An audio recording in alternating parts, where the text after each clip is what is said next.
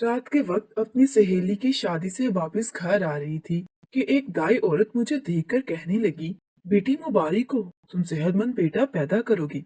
मैं हंसने लगी, खाला आपको गलत फहमी हुई है, मैं तो अभी कवारी हूँ, और घर चली गई।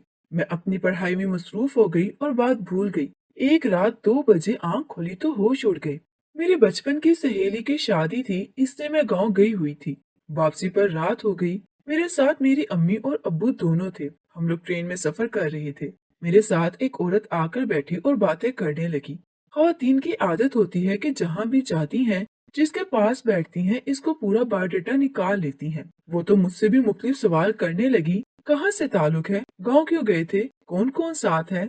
मैं उसकी हर बात का हौसले से जवाब देती रही। बात बराए बात मैंने उससे पूछा कि वो कौन है, कहाँ जा रही है, तो उन्होंने बताया कि वो पेशे के लिहाज से एक दाई हैं और यहाँ एक छोटे से कस्बे में उनकी बेटी है जिसके यहाँ विलादत होने वाली है, इसलिए वहाँ जा रही हैं। मैं खामोश हो गई। थोड़ी देर बाद उनका स्टेशन भी आ गया। उतरने से पहले उन्होंने मेरे सर पर हाथ रखा था और कहा, मुबारक हो बेटा, तुम एक सेहतमंद बेटे को जन्म दोगी। मुझे उनकी बात सुनकर बहुत हंसी आई कि वो शायद अपनी अलमियत झाड़ने के लिए ये बात कर रही हैं। हालांकि मैं शादीशुदा नहीं हूँ, तो फिर बेटा पैदा होने का तो सवाल ही नहीं उठता। वो तो स्टेशन पर उतरकर घर चली गई और मैं घर वापस आ गई और अपनी जिंदगी में मसरूफ हो गई। मैं यूनिवर्सिटी में पढ़ती थी, इससे मेरा सारा वक्त पढ़ाई में ही सर्फ होता था। मुझे खानदान का और इनकी हदूद का बहुत अच्छे से पता था। इसमें बहुत ज्यादा मॉडर्न होने के बावजूद अपनी हद में रहती थी। मैंने लड़कों से दोस्ती तक कभी नहीं की थी, लेकिन एक दिन रात को तकरीबन 2 बजे मेरी आंख खुली। मुझे यूं लगा मेरे कमरे में कोई मौजूद है। मैंने उठकर साइड टेबल का लैंप ऑन किया तो मेरे कदमों के नीचे से जमीन निकल गई। मैं चीख मारती हुई कमरे की लाइट ऑन करने के लिए भागी। मेरी चीख की आवाज सुनकर मेरी अम्मी और अब्बू साथ वाले कमरे से उठकर आ गए। मैं कभी भी कमरा अंदर से लॉक करके नहीं सोई थी, इसलिए वो दरवाजा खोलकर अंदर आए। लेकिन अंदर कमरे में सिर्फ मैं खड़ी थी। इन्होंने पूछा कि क्या हुआ, लेकिन मेरे मुंह से खौफ की वजह से आवाज भी नहीं निकल रही थी। उन्हें लगा कि मैं ख्वाब में डर गई हूँ, इससे मेरी वालदा इधर मेरे पास ही सो गई और उनके पास होने की वजह से मुझे भी तसल्ली हो गई। लेकिन आंखें बंद करती तो देखा जाने वाला मंजर मुझे फिर से बेचैन कर देता। अब तो मुझे यूनिवर्सिटी भी जाने को दिल नहीं करता था, लेकिन इतने सालों की मेहनत थी, उसे छोड़ भी नहीं सकती थी। कुछ दिनों बाद मैं यूनी गई और क्लास में दाखिल होते ही मुझे वो मंजर नजर आने लगा और मुझे लगा अब मैं नहीं पढ़ सकूंगी। असल में उस रात मैंने अपने कमरे में अपनी ही यूनिवर्सिटी का इंतहाई बिगड़ा हुआ अमीरजादा देखा था, जो यूनिवर्सिटी में भी मेरे पीछे पीछे पड़ा हुआ था, लेकिन जिसको मैं साफ साफ इनकार में जवाब दे चुकी थी। पहले ही इसको अपने कमरे में देखना वाकई हैरान कौन चीज थी। और सबसे बड़ी बात ये थी कि वो लड़का जो हर वक्त मेरे पीछे पड़ा रहता था और यूनिवर्सिटी में मेरे पीछे पीछे घूमता था, यहाँ तक के आते जाते आवाज जरूर कस देता था। उसके बाद उसने मुझे तंग करना छोड़ दिया था, और तो वो और ऐसे नजर अंदाज करता था जैसे मुझे उसने कभी तंग ही नहीं किया था। मैं हैरान थी कि ये कैसे हो गया है, और अब तो सच में उस रात वाले मंजर को अपना वहम समझ रही थी। कुछ ज्यादा दिन नहीं गुजरे थे कि मैं बीमार रहना शुरू हो गई। अजीब किस्म की बीमारियां मुझे लगना शुरू हो गई थी, जिसकी समझ किसी मेडिकल साइंस को नहीं आती थी। कभी जिस्म में दर्द होने लगता तो कभी सारे जिस्म में खारिश होने लगती, लेकिन किसी को कुछ समझ नहीं आ रही थी। आखिर में शहर के सबसे बड़े अस्पताल में गई और इनके इलाज से मुझे अफाका होने लगा। अब मैं बेहतर होने लगी थी, इसलिए मैंने किसी और डॉक्टर के पास जाने की जरूरत ही महसूस नहीं की और उसी डॉक्टर के पास जाती रही। उसने मुझे कहा कि 3 महीने का कोर्स करना होगा मुझे, तो मैं ठीक हो जाऊंगी। लेकिन जब मैं मुकम्मल तौर पर ठीक हो चुकी थी तो मैंने अस्पताल जाना छोड़ दिया। लेकिन 1 महीना गुजरने के बाद ही मुझ पर इंकशाफ हुआ कि मैं तो माँ बनने वाली हूँ, और इस खबर ने न सिर्फ मुझे ही बल्कि मेरे माँ बाप को भी परेशान कर दिया था। मेरी माँ बार बार मुझसे पूछती कि बच्चा किसका है, लेकिन मैंने तो आज तक किसी को करीब भी नहीं आने दिया था। मैं रो रो कर उनको यकीन दिलाती कि मैं नहीं जानती कि ये बच्चा किसका है, लेकिन मेरी बात पर यकीन कोई नहीं करता था। और वो हक बजाने भी थे, क्योंकि मैं कोई मरियम तो थी नहीं जिसकी कोख में ईसा आ जाता। इस कश्मकश में 2 महीने मजीद गुजर गए। फिर जब डॉक्टर के पास गई तो उन्होंने कहा कि अब कुछ नहीं हो सकता, क्योंकि इस सूरत में मेरी जान को भी खतरा हो सकता है, इसलिए अब आखिर तक इंतजार ही करना पड़ेगा। अगर मैं इधर ही रहती तो पूरे खानदान में ही ये बात पता चलती। सबने तरह तरह के सवाल करके मेरे वालिदैन को और मुझे परेशान करना था। और बात ही ऐसी थी, कैसे किसी लड़की को ऐसे बच्चा हो सकता है।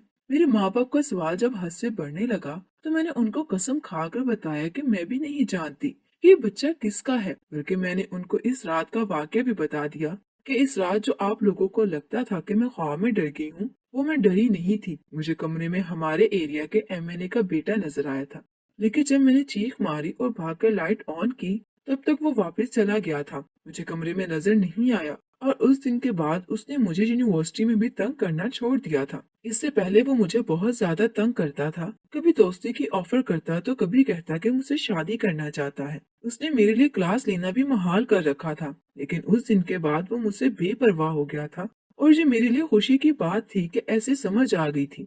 मैं उसकी क्लास स्टैंडर्ड की नहीं लड़की हूँ, लेकिन इस लड़के के अलावा किसी लड़के ने तो मुझे तंग नहीं किया। दोस्ती की ऑफर तो बहुत किया करते थे, लेकिन मैंने आज तक किसी से कभी दोस्ती नहीं की। जब मेरी किसी से सलाम दुआ तक है ही नहीं, तो मैं इतना बड़ा कदम कैसे उठा सकती हूँ। सच में नहीं जानती कि ये बच्चा मेरी कोख में कैसे आया और ये किसका है। माँ तो माँ होती है, वो झूठ सच में फर्क मालूम कर लेती है। मेरी माँ ने भी कहा कि जी बिल्कुल ठीक बात कर रही है। परेशानी हद से ज्यादा बढ़ गई थी, इसलिए माँ से कहा कि हमें कुछ अरसे के लिए दूसरे शहर चला जाना चाहिए और हम खुद कुछ महीनों के लिए गांव में वापस गए, जहाँ मेरी दोस्त की शादी की गई थी और जहाँ की दाई ने मुझे ये कहा था कि तुम एक सेहतमंद बच्चे को जन्म दोगी। वहाँ पर हमें कोई नहीं जानता था, इसलिए किसी को नहीं मालूम था कि मैं शादीशुदा हूँ या नहीं। इसलिए मैं वो सारा माँ उधर ही रही और उसी दाई के हाथों मेरा बेटा पैदा हुआ। और इतना अरसा पहले एक अनजान दाई की कही हुई बात पूरी हो गई। बच्चे की पैदाइश के कुछ अरसा तक तो मैं गांव में ही रही और मुकम्मल ठीक हो गई तो हम लोग घर वापस आ गए, लेकिन बच्चा वहाँ गांव में ही छोड़ कर आई, एक ऐसे जोड़े के पास जो बे औलाद था।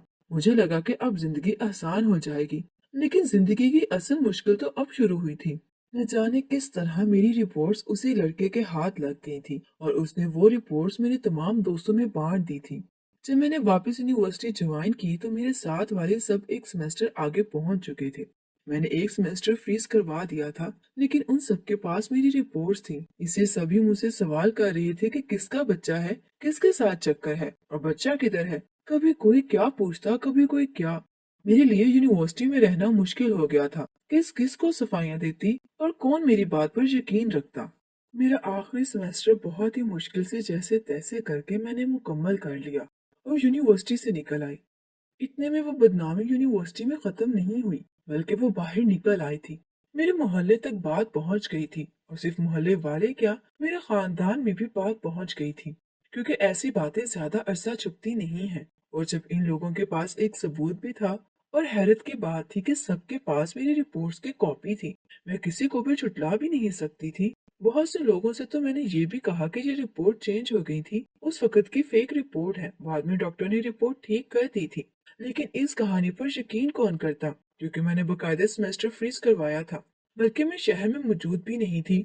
और सिर्फ यही नहीं, बल्कि मेरे करीब 3 दोस्तों को भी मालूम नहीं था कि मैं कहाँ पर हूँ। इससे सबको ही मालूम था कि मैं झूठ बोल रही हूँ। लोग तरह तरह के सवाल करते कि वो बच्चा कहाँ पे हो सकता है, तो कभी कोई क्या कहता। मैं हिजाब लिया करती थी, इससे जब मैं हिजाब में बाहर निकलती, तरह तरह की बातें सुनने को मिलती कि बड़ी की पर्दे वाली बनती है। और करतूत तो देखो, मेरे दोस्तों के घर वालों तक जब ये बात पहुंची तो उन्होंने मेरी उनसे दोस्ती खत्म करवा दी। सबने एक तरह से मेरा सोशल बाइकआउट कर दिया था और मैं जो यूनिवर्सिटी में बहुत ज्यादा मकबूल हुआ करती थी, बल्कि लड़कों में भी मेरे नाम का डंका बजा करता था, वो सब कुछ खत्म हो गया था। अब सबके लिए मैं एक बदकिरदार लड़की थी। मेरा नाम क्या से क्या हो गया था, इस बात का अंदाजा मेरे वालिदैन को भी हो गया था, क्योंकि वो भी मेरे साथ ये सब फेस कर रहे थे। मैंने इरादा किया कि हमें अब शहर से चले जाना चाहिए। मेरी पढ़ाई मुकम्मल हो चुकी थी और इस शहर से जा सकते थे, लेकिन वालिदैन शुरू से इसी शहर में रह रहे थे, वहां से जाना नहीं चाहते थे। लेकिन इस तरह के हालात में वो रह नहीं सकते थे। मैं चाहती थी कि इस बच्चे को अपने साथ रखूं। जैसा भी है, इसका तो कोई कसूर नहीं है और इस बच्चे को मैंने खुद जन्म दिया था, इसलिए मुझे उससे बहुत ज्यादा प्यार था। लेकिन मैं उसको साथ नहीं रख सकती थी और वालिदैन की हालत देखकर मैं अपनी ख्वाहिश का इजहार भी नहीं कर सकती थी। मैंने एक दूसरे शहर में नौकरी के लिए अप्लाई कर दिया और खुशकिस्मती की बात कि मुझे नौकरी भी मिल गई थी। नौकरी के साथ साथ मुझे वहाँ रिहाइश भी मिली और मैं जिद करके अपने वालिदैन को साथ ले गई। हालात से वो लोग भी तंग थे, इसलिए वो लोग भी मेरे साथ चले गए। मैंने यहाँ मौजूद अपने किसी भी दोस्त को इस बारे में नहीं बताया था कि मैं कहाँ जा रही हूँ। वहाँ जाने के बाद नौकरी शुरू कर दी। जिंदगी कुछ आसान हो गई। वहाँ मुझे कोई नहीं जानता था। मेरी बदनामी की दास्तान यहाँ तक ना पहुँच सकी थी। मैंने जिंदगी नए सिरे से शुरू कर दी थी और दिल से तो चाहती थी कि अपने बच्चे को भी अपने पास ले आऊं, लेकिन हिम्मत ना होती थी, क्योंकि अगर बच्चा मैं यहाँ लेकर आती तो फिर दोबारा से सब लोगों के सवालों के जवाब देने पड़ते कि ये बच्चा कौन है, यहाँ क्यों रहता है, मेरा इससे क्या ताल्लुक है। जहाँ मेरी वही पहचान थी जो मैंने बनाई थी, एक नौकरी करने वाली कवारी लड़की जो अपने वालिदैन के साथ रहती थी। मुझे यहाँ रहते हुए बहुत वक्त गुजर गया था। अब तो वालिदैन भी इस शहर के आदी हो गए थे। जिंदगी बहुत अच्छी गुजर रही थी। मेरे वालिदैन चाहते थे कि मैं शादी कर लूं, लेकिन मैं शादी के नाम से भी दूर भागने लगी थी। मुझे लगता था कि जिस बदनामी से बचकर यहाँ आई हूँ, अगर मैंने शादी कर ली तो बदनामी दोबारा से पीछा करती हुई यहाँ तक पहुँच जाएगी। और ऐसे भी मैंने शादी करके क्या करना था। मेरे पास मेरा बेटा था जिसके सहारे जिंदगी गुजार सकती थी। इन्हीं दिनों एमएनए के उस बेटे की शादी की खबरें गर्दिश करने लगी जो कभी मुझसे शादी करने चाहता था। मुझे मालूम था कि ऐसे लड़के सिर्फ टाइम पास किया करते हैं और जो उनका टाइम पास नहीं बनती वो सिर्फ इनकी जिद होती है। लेकिन मेरी किस्मत अच्छी थी शायद कि उसके हाथों बच गई थी।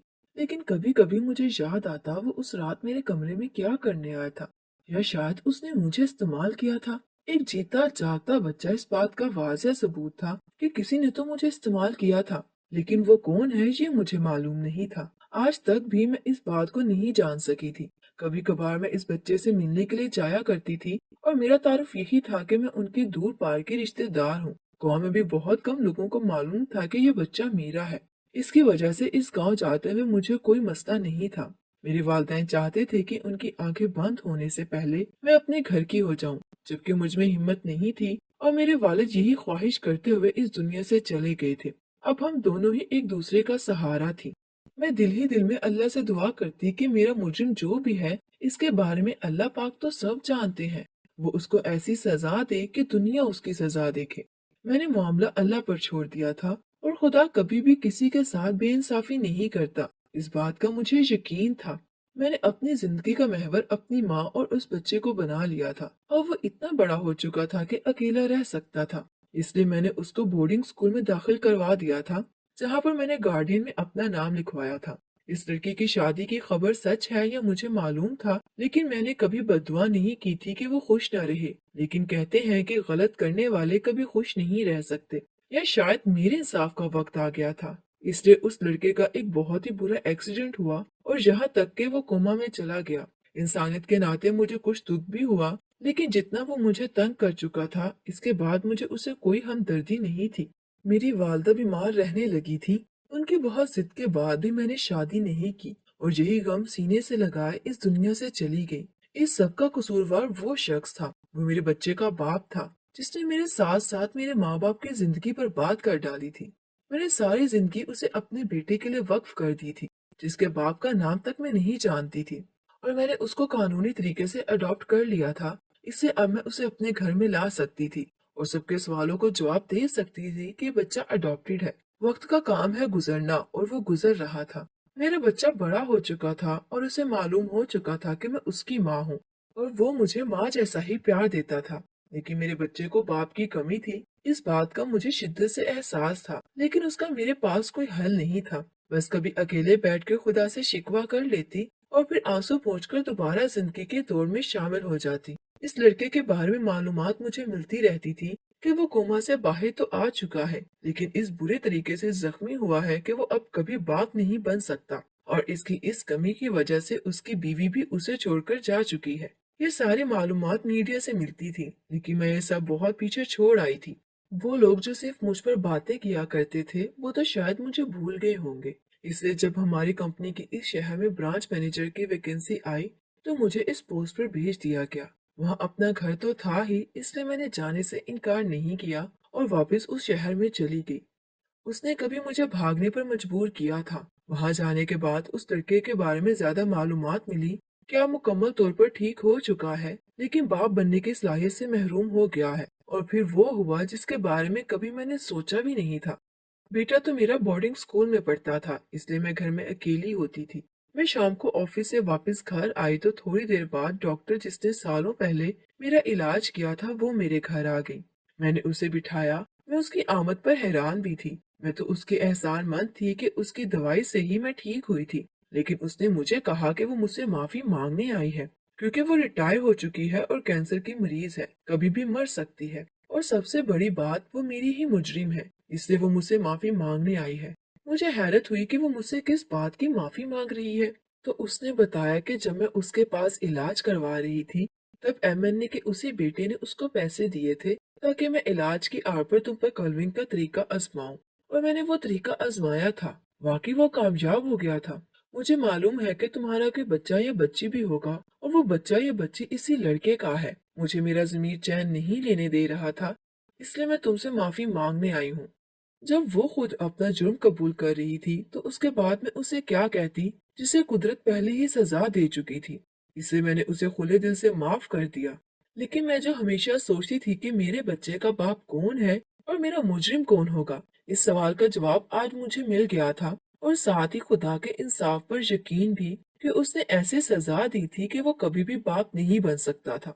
यही बात जाकर उस डॉक्टर ने उसके घर भी बता दी थी कि कुछ दिनों बाद ही वो एमएनए और उसकी बीवी और उनका बेटा तीनों मेरे घर आए, और उन्होंने हाथ जोड़कर मुझसे माजरत की कि हमारे बेटे ने उस वक्त जो गलती की थी हमें मालूम नहीं था। मैंने उससे पूछा कि उसने मेरे साथ क्या किया था। उसने बताया कि वो सिर्फ मुझसे बदला लेना चाहता था, क्योंकि मैंने सबकी तरह उसकी शख्सियत या उसके पैसे की कदर नहीं की थी, बल्कि उसे साफ साफ इनकार कर दिया था, और वो इसकी अना पर लगा था, और उसने इसीलिए ये घिनौना इकदाम उठाया था।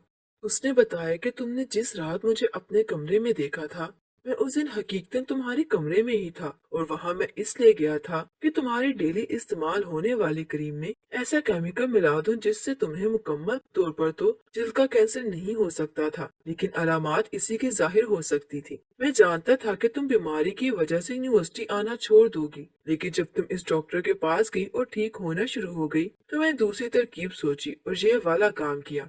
उसके वालिदैन को ये सभी मालूम नहीं था, लेकिन वो चाहते थे कि मैं उनके बेटे से शादी कर लूं, और वो जो बच्चा पहले से ही उनका है, वो बच्चा उनको दे दूं। मैं अपना बेटा तो किसी सूरत उनको देने को तैयार नहीं थी, लेकिन इन बूढ़े माँ बाप के बंधे हुए हाथों को देखने के बाद शादी पर तैयार हो गई।